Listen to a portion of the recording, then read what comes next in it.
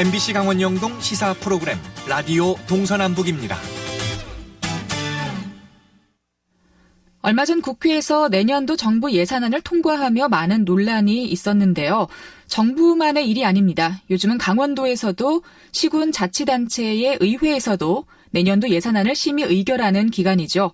강릉시 의회에서도 강릉시의 내년도 예산안을 심의 의결했는데요. 강릉시 마을 만들기 예산이 삭감돼 논란이 되고 있습니다. 어떤 내용인지 강릉시의회 김복저 의원께 자세한 이야기 들어보죠. 안녕하십니까? 네, 안녕하십니까? 네, 먼저 강릉시 마을 만들기 어떤 사업인지 설명을 부탁드리겠습니다. 네, 올해 마을 사업에 대한 발표회가 있었던 것을 중심으로 좀 잠깐 말씀드리면요. 올해 구정면 덕현리에 덕사모라는 공동체 사업이 있었습니다. 여기서는 옛날에 그 가마터가 있었던 곳인데요. 그래서 집집마다 희귀한 옹기들을 마을 주민들이 가지고 있었다고 합니다. 그래서 주민들이 모여서 마을의 어떤 정체성을 찾는 사업으로 이 옹기 공원을 만들고자 하는 사업들을 찾아낸 거예요. 그래서 각자가 가지고 있던 옹기들을 다 내어서 그동안 풀숲으로 아무도 발걸음하지 않았던 공간에 공원을 만들어서 주민들의 그 거점 쉼터 놀이터 공간으로 만든 사업이라서 상당히 의미가 있었고요. 그리고 중앙동 청년회에서는 사람들이 마구 버려지는 그 쓰레기로 몸살을 앓았었는데 청년 그 상인들이 스스로 나서서 내 집 앞에 쓰레기통을 설치하게끔 해서 그 쓰레기가 모이고 관리하게 됐던 거죠. 그래서 행정이 만약에 일방적으로 내 집 앞에, 당신 집 앞에 쓰레기통을 설치하겠습니다라고 하면은 대부분 주민들이 거부하는데 주민 스스로가 이것을 해결하기 위해서 나서다 보니까 그런 어려운 문제를 해결했던 그런 공동체 사업이었고요. 그리고 특히 이밤 3주공 같은 경우에는 그 어려운 분들이 많이 계시는데 그 장애인 공동체입니다. 그래서 한지 공예 작업을 통해서 그 주민들과 함께 그 공간과 그 활동을 통해서 우울증을 완화하고 또 이웃들과 대화하면서 주민들의 스스로의 어떤 자존감을 높이는 사업들을 했기 때문에 기존의 도시재생의 하드웨어적인 어떤 사업들과는 좀 비교하기 어려운 마을 공동체 회복 사업이라고 할 수 있습니다. 네, 마을의 정체성을 찾고 또 자발적으로 마을을 정화하고 주민들의 자존감을 높이는 그런 사업이었네요. 강릉시에서는 이제 내년에도 마을 만들기 사업을 지속하려고 사업 예산을 책정했다는 건데 얼마의 예산을 올렸고 또 의회에서는 지금 얼마가 삭감이 된 거죠? 네, 그렇게 주민 마을 공모 사업으로 1억 원의 예산을 행정에서 올렸고요. 그리고 이제 이 사업을 진행하기 위한 마을 만들기 지원센터 위탁금으로 1억 4,260만 원이 책정돼서 이제 총 2억 4천만 원 정도가 전액 삭감됐습니다. 네. 그래서 이 위탁금 같은 경우에는 또 주민들을 교육하고 견학시키고 그런 사업들 한 4천만 원에 포함됐었고, 그리고 2명의 활동가들의 인건비야 또 운영비 이런 부분 교육비들이 포함됐는데요. 이분들은 이제 이 사업뿐만이 아니라 강원도 마을 공동체에 또 지원 사업들이 있습니다. 그 사업의 어떤 7천만 원의 사업량도 별도로 또 추진해서 진행해 와서 정말 좀 쉴 틈 없이 들어간 1년이었습니다. 네. 그런데 강릉시 마을 만들기 사업은 성과도 좋았던 것 같고요. 또 시민들에게도 좀 환영받는 그런 사업이었던 것 같은데 의회에서 이 사업의 예산을 삭감한 구체적인 이유가 있나요? 그래서 이 상황은 이제 저도 상당히 의외에 있지만 안타깝게 생각하는 부분인데요. 사실 이 논의는 작년부터 있었습니다. 그래서 작년 예산 심의할 때도 해당 상임위의 의견은 뭐였냐면 그 전에 우리가 도시재생지원센터를 또 운영하고 있기 때문에 이런 마을 만들기 사업을 도시재생지원센터 안에 통합해서 그 기능을 할 것을 주문해서 이제 조례도 개정했습니다. 그래서 의회에서는 당연히 이게 통합돼서 왔을 거라 진행했다고 생각했는데 별도의 사업비로 올라오다 보니까 이거는 이렇게 통합하면은 예산을 줄이고 또 그 기능을 할 수 있다고 생각하는데 이거는 예산 낭비라고 이제 판단한 부분이거든요.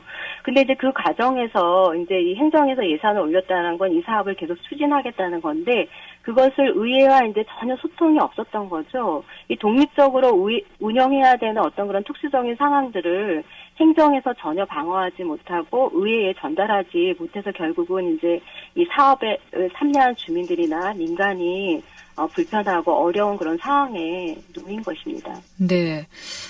소통에 좀 문제가 있었다라고도 말씀을 해주셨는데 사실 강릉시 마을 만들기 사업이나 또 그 도시재생 지원센터에서 추진하는 그런 뉴딜 사업들은 내용도 좀 다르고 성격도 좀 다른 것 같거든요.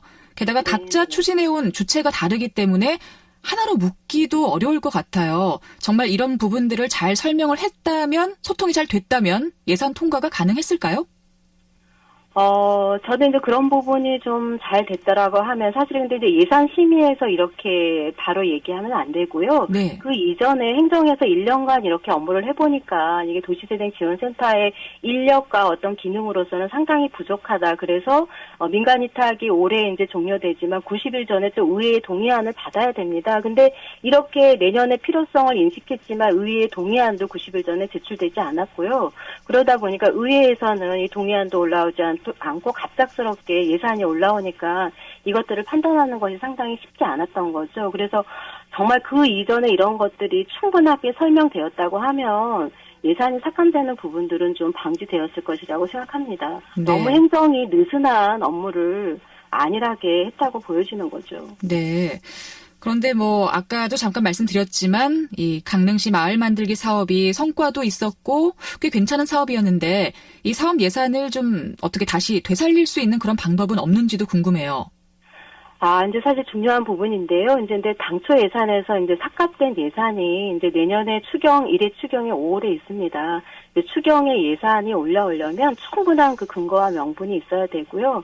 또 사전에 우리 해당 상임위와 충분한 어떤 이해와 논의가 될 때, 그리고 예산을 세워서 또 의회에서도 지켜주고 삭감되지 않을 수 있는 그런 상당한 노력이 필요할 것이라고 봅니다. 네.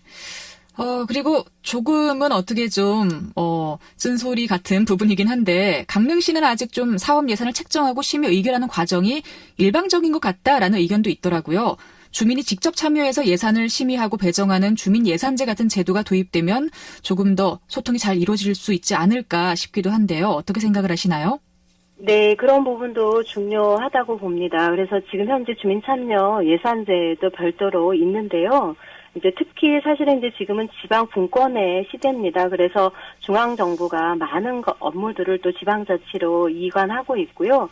이 사업뿐만이 아니라 농림부 같은 쪽에서도 특별 사업들로 이런 마을 공동체 사업들을 상당히 주민자치 역량을 강화하고 공동체를 강화하는 부분에서 예산이 확대되는데 이런 어떤 중앙정부의 흐름도 좀 잘 이해해야 되는 행정의 어떤 그 행정 능력들이 필요하다고 봅니다. 그리고 공무원들은 예산 편성을 할 때 자신들의 어떤 충분한 명분들을 가져서 그것들을 어필하고 노력해야 되는데 요즘은 이제 삭감되면 사실은 사업 안 하면 된다라는 그런 식의 태도를 갖는 것 같습니다. 그래서 좀 공직사회의 어떤 상당한 그 분위기 쇄신이 필요한 것 같습니다. 네.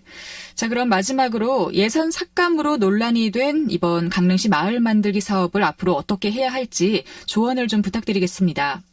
네, 일단 마을 사업에서 삭감된 그 1억 원의 사업은 우리 해당 상임위에서도 기존에 의결된 도시재생지원센터의 소규모 도시재생 사업의 10억 중에서 그 사업을 할 것을 주문했습니다. 그래서 마을 공동체 일부 사업은 그 안에서 펼쳐져야 된다고 생각하고요.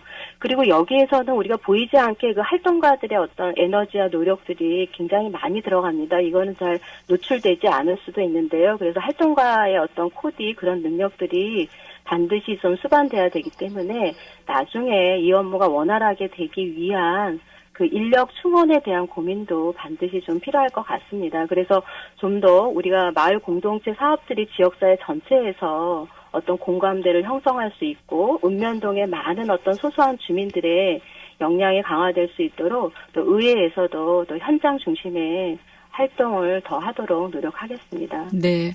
그리고 추가로 조금만 더 여쭤본다면, 네. 이번에 마을 만들기 사업 예산이 삭감되면서 기존의 마을 만들기 사업을 하던 활동가 분들 계시잖아요. 네, 아까 민간 위탁도 종료된다 그런 말씀을 하셨는데, 네. 그분들은 일자리를 잃게 되는 그런 상황인가요? 네, 어찌 보면 이제 그 부분이 가장 좀 마음이 좀 아픈 상황인데요.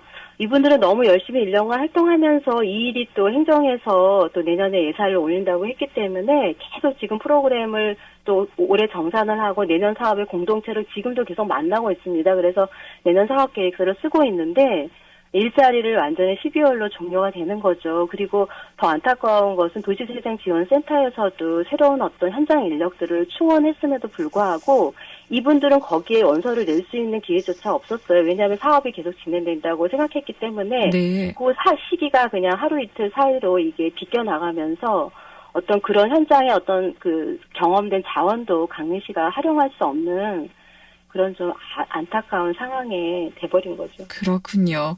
자, 알겠습니다. 오늘 동서남북 세상보기 강릉시의회 김복자 의원과 함께 이야기 나눴습니다. 고맙습니다. 네, 감사합니다.